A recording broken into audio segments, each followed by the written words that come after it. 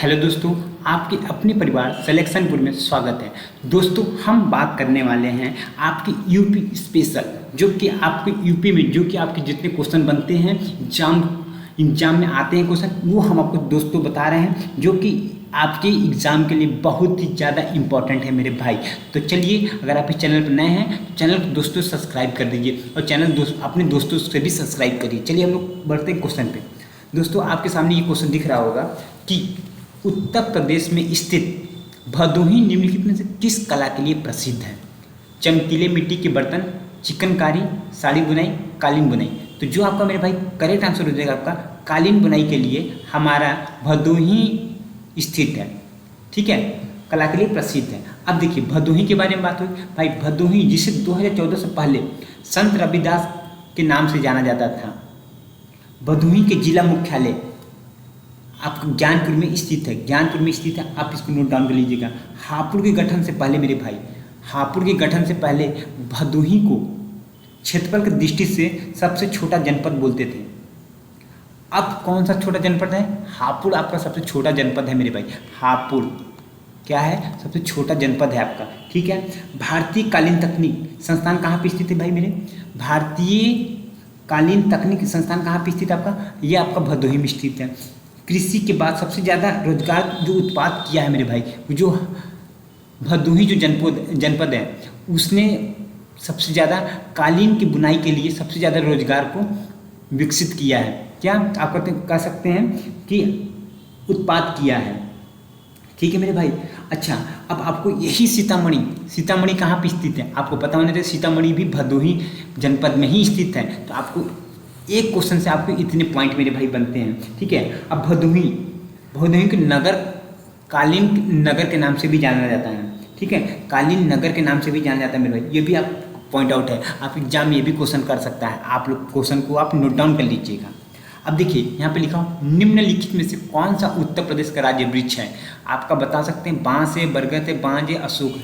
तो मेरे भाई कौन सा करेक्ट आंसर आपका हो जाएगा मेरे भाई?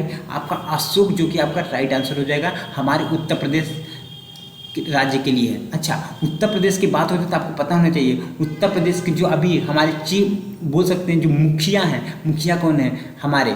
आपको पता होना चाहिए, योगी आदित्यनाथ हमारे मुखिया हैं। और हमारे यहाँ के राज्यपाल कौन है? आनंदीबेन पटेल हमारे यहाँ के राज्यपाल है मेरे भाई। इतना आपको ध्यान रखना चाहिए। अच्छा, अब मान लीजिए भाई अशोक की बात आ रहा है, अशोक की बात आ रहा है, तो अशोक का वैज्ञानिक नाम क्या होगा? साइंटिस्ट नाम क्या होगा? आप बोल सकते हैं अशोक का वैज्ञानिक नाम, अशोक का वैज्ञानिक नाम क्या हो सकता है मेरे भाई? आपको पता होना चाहिए क्या होना है। देखिए, इसको हम लोग तो बोलते हैं सरका अशोका बोल सकते हैं। सरका अशोक भी लिखा जाता है, कभी अशोका लिखा जाता है। ठीक है मेरे भाई, ये भी आपको ध्यान रखना है। देखिए मेरे भाई, ये बहुत आपके इंपॉर्टेंट है। क्यों इंपॉर्टेंट है? क्योंकि आपके एग्जाम में पूछे जाते हैं मेरे भाई। ठीक है, और इसका उसी तरीके से एग्जाम में और पूछ दिया जाता है, आपका राजकीय पक्षी क्या पूछ लिया जाता है मेरे भाई? राजकीय पक्षी कौन सा है? ठीक, तो आप राजकीय पक्षी में आप क्या बताएंगे मेरे भाई? राजकीय पक्षी पक्षी आपको पता है तो आप कमेंट कर सकते हैं मेरे भाई।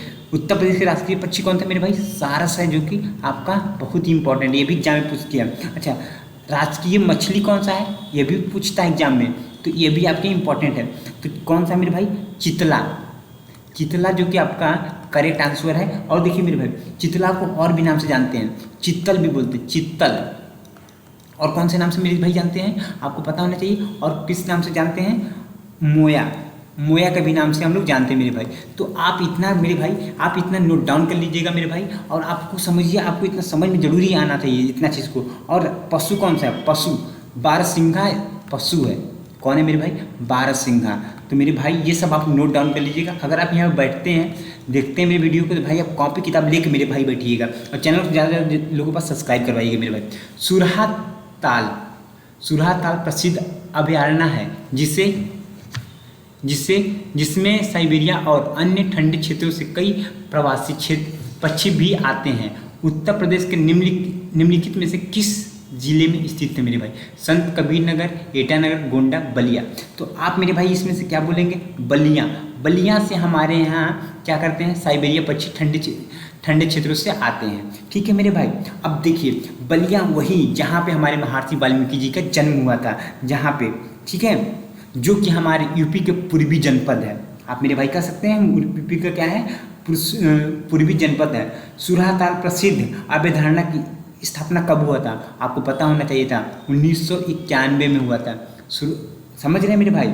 और देखिए वर्तमान में इसका नाम चेंज करके क्या कर दिया गया है, जयप्रकाश नारायण। क्या नाम रख दिया हमें? जयप्रकाश नारायण के नाम से, नारायण पक्षी अभयारण्य के नाम से मेरे भाई इसको कर दिया गया है नाम चेंज। ठीक है मेरे भाई। अच्छा, बलिया बिहार की सीमा को स्पर्श करने वाला वही जगह है जहाँ पे गंगा नदी गंगा नदी बिहार में प्रवेश करते हैं। वही बलिया जहाँ से गंगा नदी बिहार में प्रवेश करता है मेरे भाई, होकर बिहार में प्रवेश करता है। ठीक है मेरे भाई, इतना बात को आपको समझ में आना है। सुरहाताल पक्षी महोत्सव बलिया में मनाया जाता है, हर दिसंबर माह में मनाया जाता है मेरे भाई, ये भी आपको नोट डाउन करना है। ठीक है। प्रतिवर्ष दादरी मेला लगता है। दादरी मेला कहाँ लगता है मेरे भाई? दादरी मेला कहाँ लगता है आपका मेरे भाई? बलिया में लगता है। जो बलिया वाले हैं उनको भली भांति आ रहा है, जो बलिया वाले हैं। ठीक है मेरे भाई, इतना आपको मेरे भाई आपको ध्यान रखना होगा। संत कबीर नगर में क्या अवस्थित था? आपको पता होना चाहिए। भदोही में क्या अवस्थित है मेरे भाई? पता होना चाहिए। भदोही में आपको क्या होना चाहिए? बखीरा पक्षी अभयारण्य स्थित है। अभयारण्य स्थित है मेरे भाई। ठीक है, आपको इतना नोट डाउन करके रखने मेरे भाई। अब देखिए, मथुरा निम्नलिखित में किसकी जन्म स्थलीय है जिससे ब्रजभूमि के नाम से भी जाना जाता है? आपको पता होगा मेरे भाई, ये बहुत छोटा चीज़ है, या तो आप बता ही सकते हैं, फिर भी आप हमको कमेंट करके बता सकते हैं कौन सा हो जाएगा मेरे भाई। ठीक है, देखिए आपका कौन सा होगा मेरे भाई? ये आपका कृष्ण जी का जन्म स्थल है ब्रज। ठीक है मेरे भाई, ब्रज यानी मथुरा ब्रज में। ठीक है मेरे भाई। अब देखिए बात आ रहा है मेरे भाई, ब्रज की बात आ रहा है तो मथुरा की बात आ रहा है, तो ब्रजभूमि के नाम से भी हम लोग जिसको जानते हैं, वो देखिए आपके सामने लिखा हुआ, ब्रजभूमि भी आपके सामने लिखा हुआ मेरे भाई, समझ रहे हैं? अब देखिए इसके बारे में हम लोग कुछ और पॉइंट आउट जान जाते हैं। देखिए मेरे भाई, सबसे पहले आपको पॉइंट में बता दूंगा, तो आप लोग नोट डाउन करते रहिएगा मेरे भाई, क्योंकि मैं लिखना लगूंगा तो आपको ज़्यादा लेट हो जाएगा, इसलिए मैं लिखना नहीं चाहता, मैं बोल के आपको समझा देता हूँ। देखिए भाई, मथुरा किस नदी के किनारे अवस्थित है मेरे भाई? यमुना नदी के किनारे। मथुरा किसने? यमुना, ये आपको नोट डाउन करना है, यमुना नदी के किनारे स्थित है मेरे भाई। जो मथुरा है, वही मथुरा जहाँ पे श्री कृष्ण जी का जन्म हुआ था। उत्तर प्रदेश का ऐसा जनपद है, सबसे ज़्यादा मेले लगते हैं, समझ रहे हैं? सबसे ज़्यादा मेले कहाँ पे लगते हैं? मथुरा में लगते हैं मेरे भाई, मथुरा में आपको लगते हैं, ये आपको नोट डाउन कर लेने होंगे। सबसे ज़्यादा मेले उत्तर प्रदेश के मथुरा जनपद में सबसे कम क्या होता है? वर्षा होती है मेरे भाई, समझिए, ये भी आपको पॉइंट आउट है। यहाँ पर वर्षा कम होती है, वर्षा क्या होती है? कम होती है मेरे भाई, ये भी आपको नोट डाउन करने हैं। ठीक है, मथुरा के पंडों की नगरी के नाम से भी जाना जाता है। मथुरा को हम लोग पंडों की नगरी के भी नाम से जानते हैं मेरे भाई। ठीक है, इसको भी आपको नोट डाउन कर लेने हैं। ठीक है मेरे भाई, और आपको बता दूँ, इतना आपको समझ में आना जरूरी है मेरे भाई, वो एग्जाम में बहुत पूछता है मेरे भाई, समझ रहे हैं? अकबर का मकबरा निम्नलिखित में से किस स्थान पर स्थित है? एटा में, रामपुर में, उन्नाव में, सिकंदरा में। सिकंदरा में आपका क्या हुआ मेरे भाई? अकबर का मकबरा स्थित है। ठीक है मेरे भाई। अब देखिए सिकंदरा कहाँ पे स्थित है? आपको पता होना, सिकंदरा कहाँ पे स्थित है?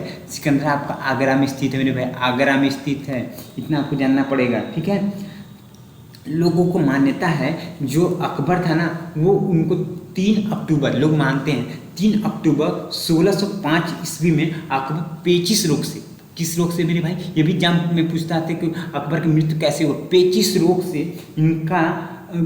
रोग से ग्रसित होने की वजह से इनकी मृत्यु हो जाती है। ठीक है मेरे भाई। अकबर का मकबरा पूरा किसने किया? अकबर का जो मकबरा था उसको पूरा किसने किया? इनका बेटा कौन है? जहांगीर जी ने क्या कहते हैं, मकबरा को मेरा भाई पूरा किया। आप समझ में आ गया? चलिए हम लोग बढ़ते हैं अब नेक्स्ट क्वेश्चन की ओर। मेरे भाई आपको समझ में आ रहा है ना? प्लीज़ करके कमेंट करिएगा मेरे भाई, और चैनल को ज़्यादा लोगों पर सब्सक्राइब करिए आगे। भैया नेक्स्ट क्वेश्चन आपके सामने आ गया, निम्नलिखित में से उत्तर प्रदेश का कौन सा प्रसिद्ध लोक नृत्य धान और मक्के की खेती के दौरान किया जाता है? कजरी, रसिया, हुरका बॉल, चरकुला। तो मेरे भाई ये आपका कौन सा होगा मेरे भाई? हुरका बैल। देखिए अब हुरका बैल आपका उत्तराखंड का भी है, ये क्या बोलते हैं? लोक नृत्य है मेरे भाई। देखिए आप कह सकते हैं कि जब इसका 9 नवंबर 2000 में जब हमारा उत्तर प्रदेश से जब अलग नहीं हुआ था तब की बात है। तब हमारा क्या था, ये उत्तराखंड जो था हमारे राज्य प्रदेश में था।